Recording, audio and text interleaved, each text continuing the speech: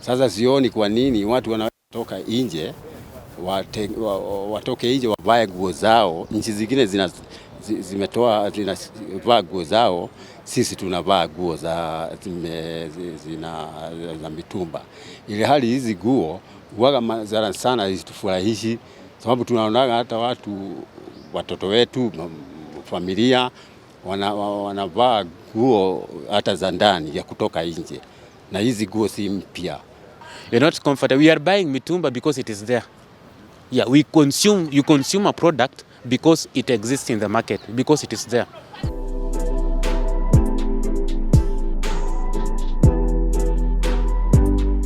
Hello and a warm welcome to Herman Manyora's YouTube channel, where we have the public opinion show, and this is the show that I tell you, I come to the street to get your opinion about the state of the nation in matters politics, even under this new regime. And my name is Kimutai Kennedy, and today on the streets I'm here with who? Willis Martin. Willis Martin. Yes. First of all, how are you doing, sir? I'm doing well. Yes. Umevaa mtumba? Kidogo, kuna mtumba nimevaa kidogo. Yeah. Sasa leo tunaongelea mtumba. So what is your take on mtumba kwanza? As a business, as you buying it from mtumba clothes, how do you feel about it? As an ordinary citizen, I support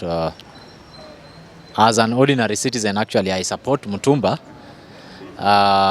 because it's cheaper, it's affordable, na ni kitu ambacho kila mtu anaweza afford akanunua when you are down economically. Yeah. So we saw a move by the Minister of Trade, Honorable Moses Kuria. He said that he will come and replace it when he finds another alternative. What is your take on that? What Honorable Kuria said some few days ago, actually, to be sincere, we remember very well that initially that statement was said by the other party, the other team, the Azimio team, and we could see that they were the very, very people who could come out and criticize what was said at first. Now I don't understand what has convinced the CS Kuria that right now he can come out and say that he's going to abolish mutumba, of which many ordinary citizens are benefiting from, and now he is opting for another one, the textile industry. My take is this: if at all the textile industry can first of all be revived before he abolished mutumba, then it's well and good, because first it will also help us in terms of job employment, and we can be using our own materials here.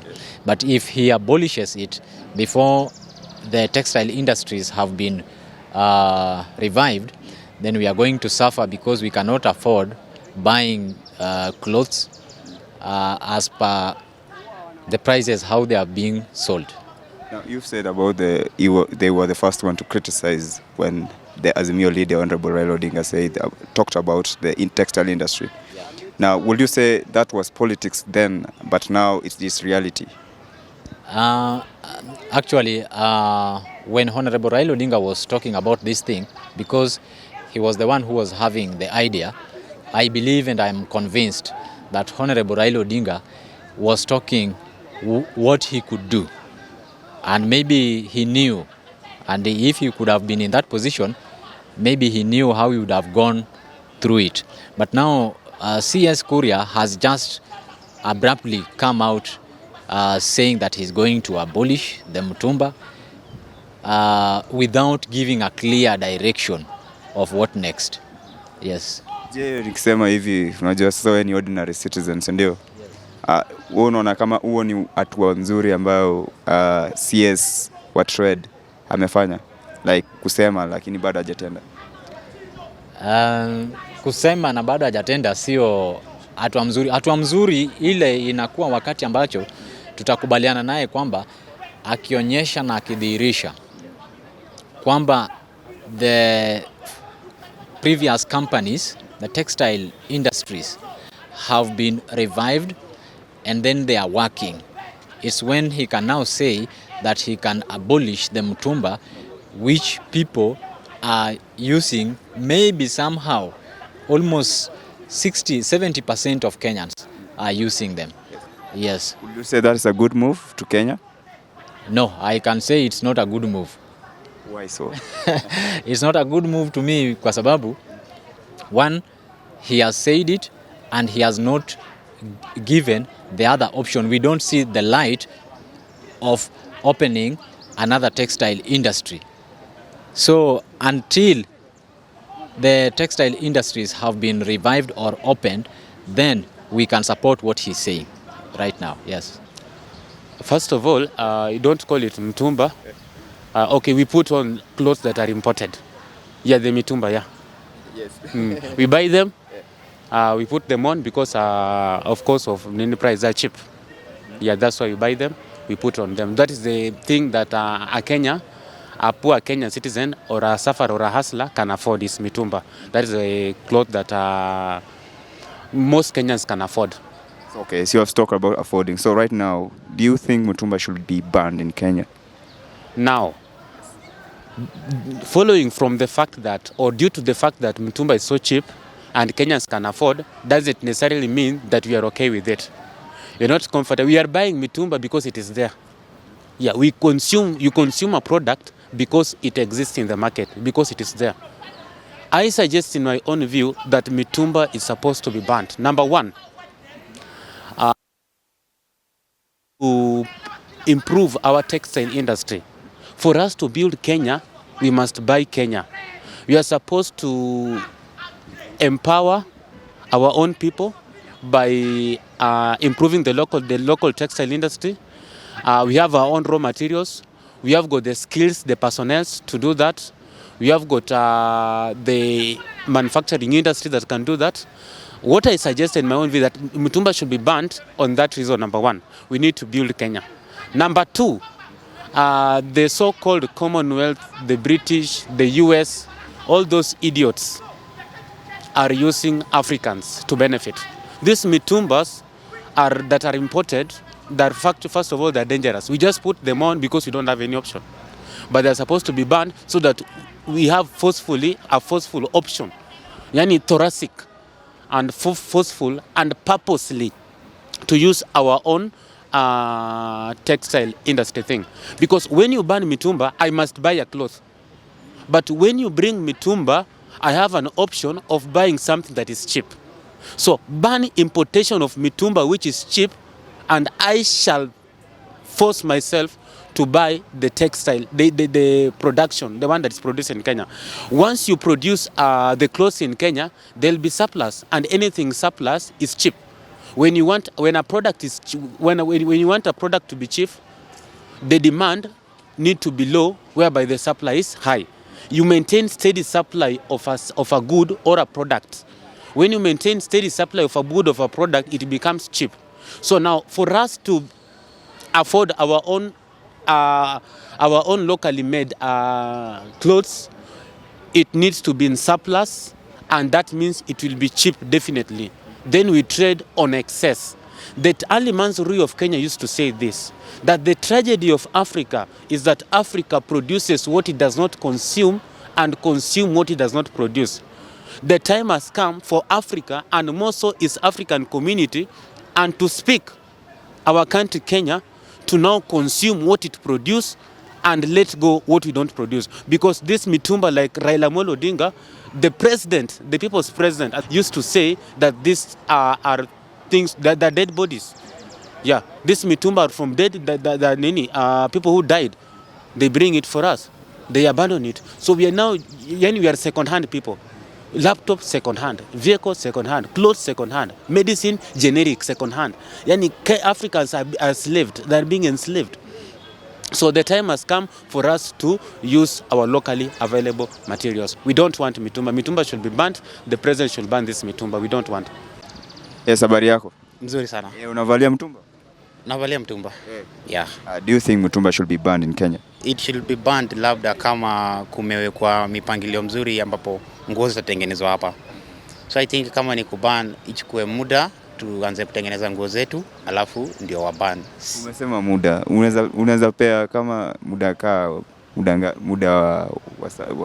ngapi au miezi ngapi, ama tuambie muda wenye I think mwaka mmoja hadi miaka miwili hiyo itakuwa sawa, ambapo kwa huo wakati nao wakuwa wameka mikakati, kampuni zikuwe zimeanza kutengeneza nguo zetu ndio tununue nguo zetu hapa, sababu sisi tukiekewa nguo yetu ya Kenya tutanunua, sababu tunanunua mtumba, sababu hiyo ndio iko kwa wakati huo.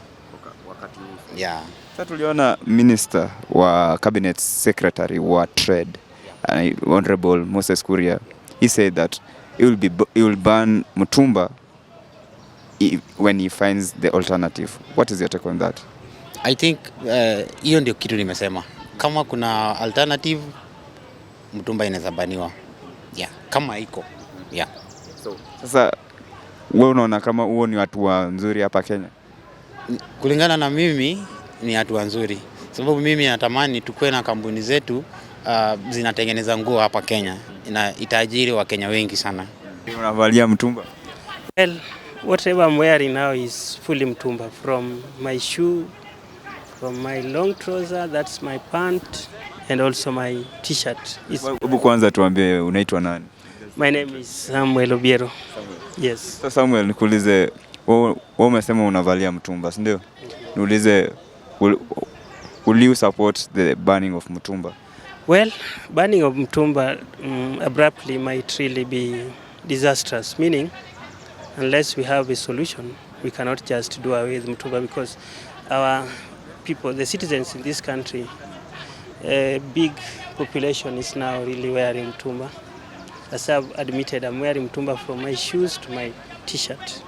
So if at all this is done drastically or suddenly, it's going to really throw this country into some kind of mayhem, meaning people will really be affected in a big way. The people doing business, mitumba business, and also the consumers of mitumba material, that is the wearers, it will really affect people in a big way.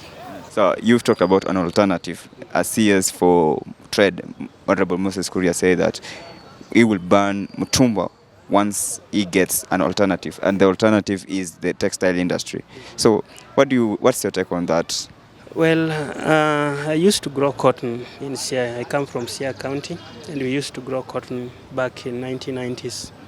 I personally participated in taking the cotton to the ginnery, and I can say, if at all they want to revive the textile industry, it will take some time. We must adapt the recent kind of prices, we call them the seeds, so that we can have the best quality cotton. That's cotton lint, and maybe that fiber from the cotton. So if at all they want to really revive the industry, it will take time before that raw material can be turned into finished good, that is the clothing, and then we cannot really achieve the same results instantly. That can be instituted step by step. First, to introduce the best seed cotton, that's the BT cotton, and then we now empower farmers, and then after that now we have the textile industries, and then finally we can now have enough material to produce enough clothes for the entire population. Would you say that's a good move for the Kenyan people and the industry and entire? At economy level, it's a better move. But at the micro level, that is at the small scale level, meaning from the people who are being supported by the business, it's another challenge. The thing is, to revive the cotton industry will be really beneficial to the economy in a big way, from the farmers to the factory workers to the final end product, which will make us not a net importer of textile, but maybe we can also export. So from a micro level, I don't really think it's going to be supported in a big way, but from maybe macro level, the magnitude of the economy, it's going to really revamp this economy. It's a laudable step. So you saw when the campaigns were going on. I remember Honorable Raila Odinga spoke about banning the mutumba, but the Kenya Kwanza, now the government in place, were the first ones to criticize that move by Honorable Raila Odinga. But right now, there is that talk or conversation. What is your take on that? Well, during campaigns, everything can be said on the podium, provided there's the camera, there's the media, there's the microphone. But most of the things that are being uttered during the campaign cannot be really applicable. Like when Baba said it was to really abolish mutumba, it really received a backlash, meaning there was a lot of reaction from that. Those who were doing mutumba business were really dissatisfied and they were really up in arms. On the other hand, the Kenya Kwanza, they really took this as a campaign kind of thing, and they really used it against the other camp. But right now they are finding that whatever they said during the campaign cannot be really maintained, meaning it was meant for campaign.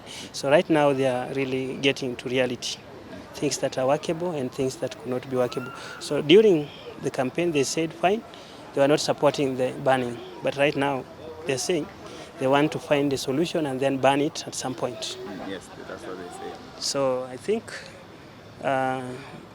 they should really realize the challenge is, sorry for this, the challenge is during campaign, sometimes people can really come up with very colorful campaign gimmicks and also we call them manifestos. But when the reality is struck, it's a different story. So banning mitumba right now is really a tall order, meaning it can be achieved gradually so that the economy is not really adversely affected. It can be achieved when well planned. I really loved it and I really commend it and support it, but it should be achieved gradually. Yes, habari yako? Nzuri sana. Naitwa nani? Naitwa Gabriel Wagura. Gabriel. Kwanza nikuulize, unapenda mtumba? Unapenda mtumba? Unavalia mtumba? Mtumba navaa. Sawa, hiyo hata ndio nilikuwa nadai kuuliza. Unadhani mtumba ungependa mtumba ibaniwe hapa Kenya? Ungependa mtumba ibaniwe hapa Kenya? Ningependa mtumba ibaniwe. Na ningependa mtumba ibaniwe na ibaniwe na njia mzuri. Kama vile aliyekuwa anasimama na tikiti wa Azimio alikuwa na sema Raila Odinga alikuwa anasema itakuwa gradually, si imalizwe hivi, lakini kwanza imalizwe na njia kwanza, ili tuinue viwanda zetu kama zile zilikuwa zamani. Tulikuwa tunaona kulikuwa na viwanda, tulikuwa tunavaa nguo za Kenya. Mimi mwenyewe nishawaivaa suruali zilikuwa inaitwa Tokyo, na kulikuwa na viwanda mingi sana huku kwetu Mlima Kenya. Kama Thika kulikuwa na viwanda Kenya Titex Mill, kama hiyo viwanda mingi zilikuwa za nguo zilikuwa Kenya. Iliisha yote, iliisha juu ya mtumba. Sababu moja ya kusupport hii kumalizika kwa mtumba ni kwamba itainua hali ya maisha wa Kenya, sababu industries mingi zitarudi, sababu hakuna kitu tulikosa ili vibada ishe. Ile vitu yote ilikuwa inatengeneza hiyo nguo inaweza toka Kenya. Na kitu ingine, hii mtumba inatumiwa kama dumping site wa Kenya, sababu ukiona nchi zingine kama Tanzania, Uganda huwa wanavaa nguo zao. Hata hapa Kenya kuna watu wengine wanakujaga hapa wako kutoka DRC Congo wa Kenya. In fact wengi wao kuna wao wengi sana wanakaa Mwiki. Hao watu wametoka nje kwao DRC na wanavaa nguo zao, nguo ya kushonwa, nguo mzuri. Sasa sioni kwa nini watu wanatoka nje watoke nje wavae nguo zao. Nchi zingine zinavaa nguo zao, sisi tunavaa nguo za mitumba. Ile hali hizi nguo huwaga sana isitufurahishi, sababu tunaonaga hata watoto wetu, familia wanavaa nguo hata za ndani ya kutoka nje, na hizi nguo si mpya. Mimi kwangu naunga mkono kumalizika kwa mtumba, lakini itumie njia mzuri kama vile kiongozi wa Azimio alikuwa ameahidi, sio kumalizika at once, ni future iende gradually, iende iishe na pole pole, na watu wetu wapate kazi na tuta afford. Kama tuta afford hizi nguo za nje, hata zizi yetu itakuwa bei rahisi na tuta afford. Kwa hivyo naunga mkono wa dhati kumalizika kwa mtumba. Yes. Umesema huo utakuwa njia mzuri hapa Kenya. Huo itakuwa hatua nzuri hapa Kenya. Itakuwa hatua mzuri hapa Kenya sababu itainua viwanda vyetu vile viliashwa wakati wa ukoloni, iliashwa wakati Jomo Kenyatta alikuwa uongozini. Tulikuwa tunavaa nguo za Kenya, si kitu tuanza mpya, ni kitu tulikuwa tunavaa. Kwa hivyo hakuna njia inaweza zuia. Tena kuna kitu kingine, ukulima itarudi ya pamba. Hiyo viwanda huwa itaajiri watu wengi sana. Viwanda itaajiri watu wengi sana. Hizi nguo zina heshima. Hata ukiuliza Mkenya mmoja saa hii umuulize anaweza taka kupewa nguo ama anaweza taka kupewa nguo, atakwambia hapana.